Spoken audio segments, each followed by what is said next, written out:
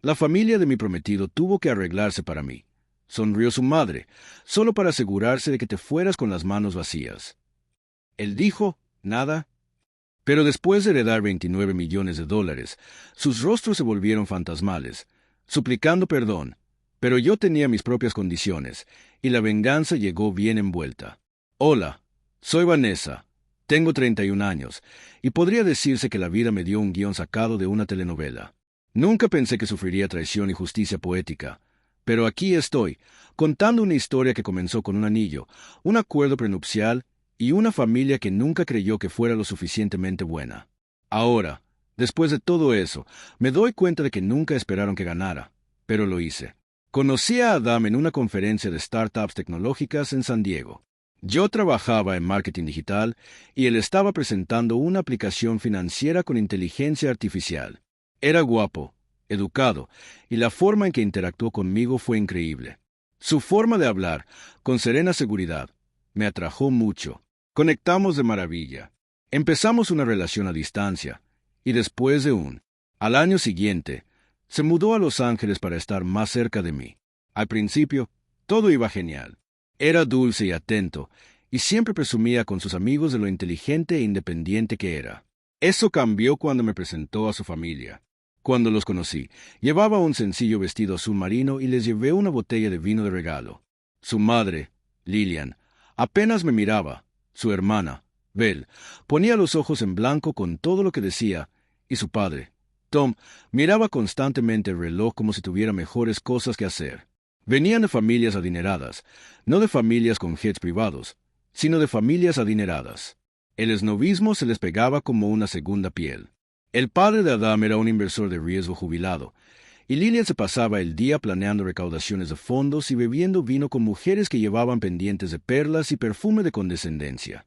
Aún así, no dejé que me molestara. Amaba a Adam y pensé que con el tiempo se acercarían, pero no fue así. Un año después, durante un viaje de fin de semana al lago Tahoe, Adam me propuso matrimonio. Dije que sí. Fue uno de los momentos más felices de mi vida hasta que volvimos y todo empezó a desmoronarse. 2 semanas después de la propuesta, Lillian nos invitó a cenar.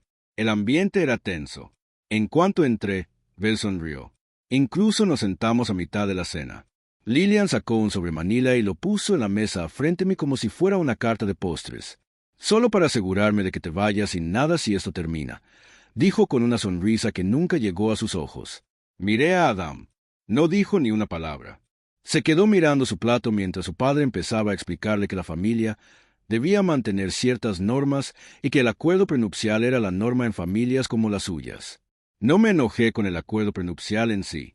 Entiendo que la gente proteja sus bienes, pero por cómo lo presentaron, cómo lo expresaron, parecía que pensaban que estaba buscando oro, lo cual no era cierto.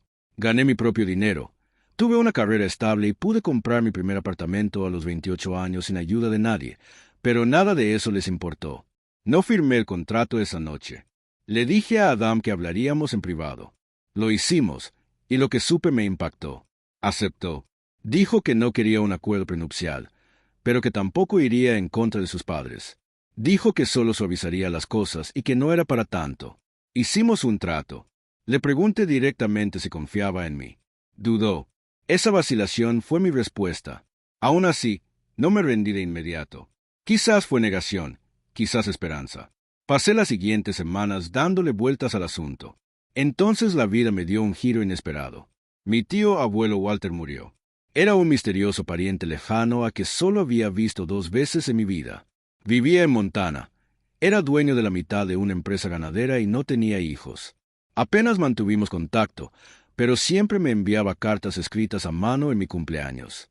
Resultó que yo era la única heredera de su patrimonio de 29 millones de dólares.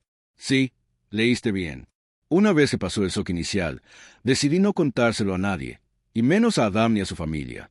Quería saber quiénes eran realmente cuando creían que no tenía nada, y lo que vi me revolvió el estómago. Insistieron en el acuerdo prenupcial. Lilia me envió varios correos electrónicos con sugerencias de cambios, cada versión peor que la anterior. Cláusulas sobre la pérdida de los derechos de propiedad conjunta, cláusulas de silencio sobre disputas familiares, incluso disposiciones sobre lo que podía y no podía decir en línea si nos divorciábamos. Sentí como si me estuvieran dando un collar de diamantes, y Adam no paraba de decir cosas como: no discutamos por esto, mi madre solo está siendo cuidadosa, no es nada personal. Pero fue personal, fue humillante. Recuerdo un brunch dominical en particular cuando él se inclinó y me preguntó si había investigado sobre la manutención infantil. Se rió como si solo estuviera siendo descarada, pero el veneno en su voz era claramente audible. Ese día, tomé una decisión. Contacté con un abogado, no para impugnar el acuerdo prenupcial, sino para redactar el mío. Redacté uno nuevo. Un acuerdo prenupcial que aseguraría mi futuro. Incluía cláusulas detalladas sobre asuntos financieros, propiedad intelectual, porque había desarrollado una pequeña idea para una startup, y protección total para las inversiones de mi herencia e incluso el piso que había comprado años antes de conocer a Adam. Lo tenía todo listo antes de decir una palabra. Luego llegó la cena de compromiso que Lillian ofreció en su finca. Fue desmesurada, como siempre. Levantadores de pesas y smokines, un cuarteto de cuerda tocando música clásica, orquídeas importadas en cada mesa. Vestí de rojo, un tono intenso y oscuro que me hacía sentir poderosa. Mientras se servía el postre, Lillian me entregó otro sobre, probablemente su 20ª revisión de su preciado acuerdo prenupcial. Esta vez sonreí, metí la mano en el bolsillo y saqué el mío. Este es mío, dije, deslizándolo por la mesa. Al principio, ninguna expresión cambió. Adam lo abrió, leyó unas líneas y se quedó paralizado. Lillian se inclinó sobre su hombro, pálida. «Espera, ¿qué es esto?», preguntó con la voz quebrada. Me quedé allí de pie, tranquila. Solo una cosita para poder irme con todo lo que traje, por si las cosas salen mal. Adam me miró con los ojos abiertos. «Vanessa, ¿qué es esto?». «Oh, solo estoy protegiendo mis bienes», dije, haciéndome eco de las palabras de su padre de hacía tantos meses. Entonces miré directamente a Lillian. «No es nada personal». Se quedaron allí, atónitos. Salí, mis tacones resonando en el suelo de mármol como un tambor. Mi Uber me esperaba. Adam corrió tras mí. Dijo que no entendía, me preguntó por qué actuaba así, y le dije: «porque me trataste como si no tuviera nada cuando creías que no tenía nada». Se quedó allí de pie, sin palabras, y así los dejé mirando a la mujer que creían controlar, solo para darme cuenta de que no me conocían en absoluto. Pero ahí no acabó todo, porque después de esa noche no se quedaron quietos. Empezaron a llamar, a mandar mensajes, a presentarse en mi casa. De repente, ya no era suficiente. Era indispensable. La prometida de su hijo ya no era nadie.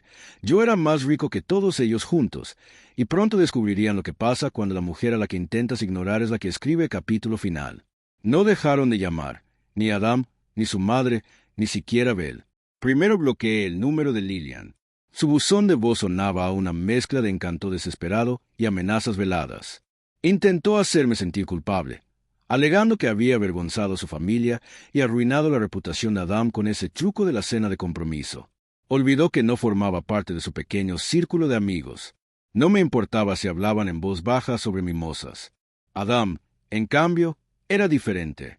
Me escribía mensajes largos y confusos, disculpas, confesiones, incluso promesas.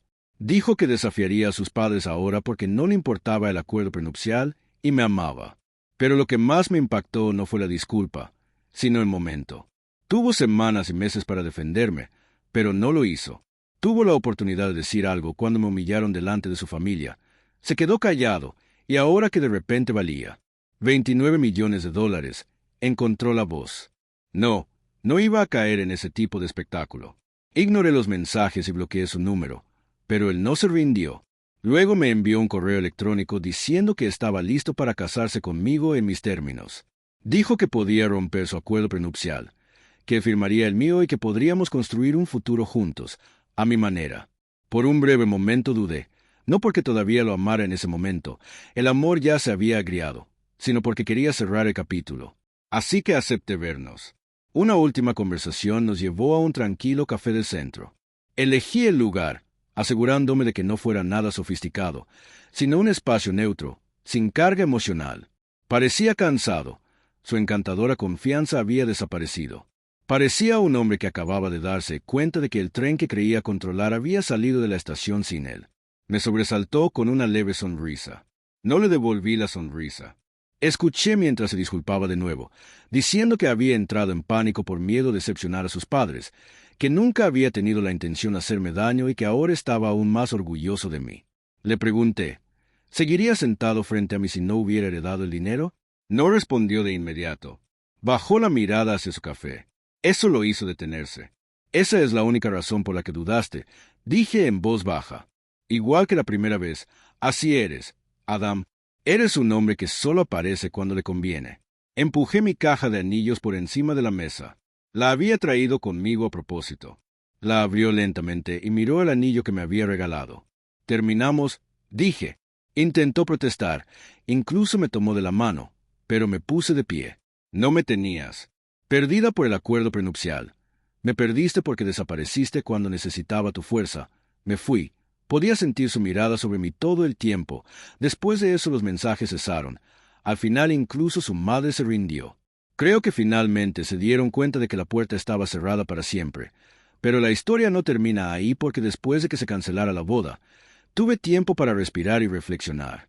Dejé mi trabajo un mes después, no porque lo odiara, sino porque no necesitaba trabajar para nadie más. Usé parte de mi herencia para fundar mi propia empresa de estrategia digital, algo con lo que había soñado durante años, pero nunca tuve el dinero para lanzar. Contraté a mujeres inteligentes y decididas, muchas de las cuales habían sido ignoradas, igual que yo fui una mujer que no provenía de buenas relaciones, sino de hambre, fuego y corazón. Compré una casa en la montaña, no para presumir, sino para finalmente tener un espacio que fuera mío y solo mío. Un espacio donde podía caminar descalza a medianoche con una copa de vino en la mano, sin sentir que tenía que encogerme para encajar en el molde de otra persona. Pero la verdadera satisfacción llegó unos meses después de fundar mi empresa, cuando me invitaron a una cumbre de líderes tecnológicos, irónicamente la misma donde conocí a Adam. Di una charla sobre resiliencia, identidad y construir desde cero. Lo vi allí. No estaba en el escenario. Estaba sentado entre el público, observando en silencio y solo. No lo intentó, pero se me acercó más tarde. Creo que finalmente comprendió que la distancia entre nosotros no era solo emocional, sino que lo abarcaba todo. Lillian se enteró por ella de que había intentado presentar un plan de inversión inmobiliaria a un círculo de donantes y que la habían ridiculizado. Al parecer, se dieron cuenta de que había arruinado sus finanzas tras intentar comprar una propiedad que no podía permitirse. Quizás esperaba que mi dinero cubriera el vacío cuando me convirtiera en parte de la familia. No me confié, ni necesitaba confiarme, porque la venganza no siempre es pura furia. A veces es simplemente prosperar en una vida que, según dijeron, jamás tendría sin ellos. Así que aquí estoy, con 31 años, libre, salvaje y sin vender. Intentaron asegurarse de que me fuera sin nada, pero en cambio, me quedé con todo: mi autoestima, mi independencia y un futuro que ningún acuerdo prenupcial podría haber creado. A él no le importaba el acuerdo prenupcial, y me quería, pero lo que más me impactó no fue la disculpa, sino el momento. Había tenido semanas y meses para defenderme. ¿Qué habría hecho? No. Tuvo la oportunidad de decir algo cuando me humillaron delante de su familia. Se quedó callado, y ahora que de repente valía $29 millones, había encontrado su voz. No, no iba a caer en la trampa. Ignoré sus mensajes y bloqueé su número, pero él no se rindió. Entonces me envió un correo diciendo que estaba listo para casarse conmigo bajo mis condiciones. Dijo que podía romper su acuerdo prenupcial, que firmaría el mío, que podríamos construir un futuro juntos, a mi manera. Por un breve instante, dudé, no porque todavía lo amara, el amor ya se había agriado, sino porque quería cerrar el ciclo. Así que acepté vernos. Una última conversación nos llevó a una tranquila cafetería del centro. Había elegido el lugar, asegurándome de que no fuera lujoso, solo un espacio neutral, sin carga emocional. Parecía cansado, su encantadora confianza se había desvanecido. Parecía un hombre que acababa de darse cuenta de que el tren que creía controlar había salido de la estación sin él. Empezó con una pequeña sonrisa. No le devolví la sonrisa. Escuché mientras se disculpaba de nuevo, diciendo que había entrado en pánico por miedo a decepcionar a sus padres, que nunca había tenido la intención de hacerme daño y que ahora estaba aún más orgulloso de mí. Le hice una pregunta. ¿Seguiría sentado frente a mí si no hubiera heredado el dinero? No respondió de inmediato. Bajó la mirada hacia su café. Eso lo hizo detenerse. Eso era todo lo que dudabas, dije en voz baja. Igual que la primera vez, así eres, Adam. Eres un hombre que solo aparece cuando le conviene. Empujé la caja de mi anillo por la mesa. La había traído conmigo a propósito. La abrió despacio y miró el anillo que me había dado. ¿Se acabó?, dije. Intentó protestar, incluso me tomó la mano, pero me puse de pie. No me tenías. Perdida por el acuerdo prenupcial. Me perdiste porque desapareciste cuando necesitaba tu fuerza. Me fui. Podía sentir su mirada sobre mí todo el tiempo. Después de eso los mensajes pararon. Finalmente incluso su madre se rindió. Creo que finalmente me di cuenta de que la puerta estaba cerrada para siempre. Pero la historia no termina ahí, porque después de que se cancelara la boda, tuve tiempo para respirar y reflexionar. Dejé mi trabajo un mes después, no porque lo odiara, sino porque no necesitaba trabajar para nadie más. Usé parte de mi herencia para fundar mi propia empresa de estrategia digital, algo con lo que había soñado durante años, pero que nunca tuve el dinero para lanzar. Contraté a mujeres inteligentes y decididas, muchas de las cuales fueron ignoradas, igual que yo fui una mujer que no provenía de buenas relaciones, sino de hambre, pasión y corazón. Compré una casa en la montaña, no para presumir, sino para tener por fin un espacio que fuera mío y solo mío. Un espacio donde pudiera caminar descalza a medianoche con una copa de vino en la mano, sin sentir que tenía que encogerme para encajar en el molde de otra persona. Pero la verdadera satisfacción llegó unos meses después de lanzar mi empresa, cuando me invitaron a una cumbre para líderes tecnológicos, irónicamente la misma donde conocí a Adam. Estaba hablando de resiliencia, identidad y construir desde cero. Lo vi allí. No estaba en el escenario. Estaba sentado entre el público, observando en silencio y solo. No lo intentó, pero se me acercó más tarde. Creo que finalmente comprendió que la distancia entre nosotros ya no era solo emocional, sino profunda.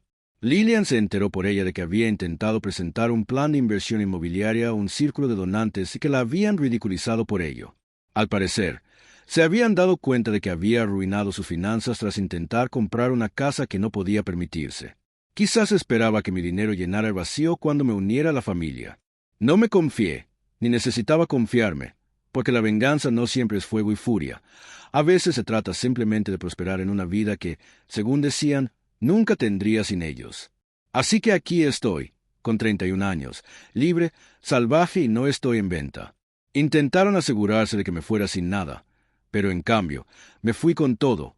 Mi autoestima, mi independencia y un futuro que ningún acuerdo prenupcial podría haber creado.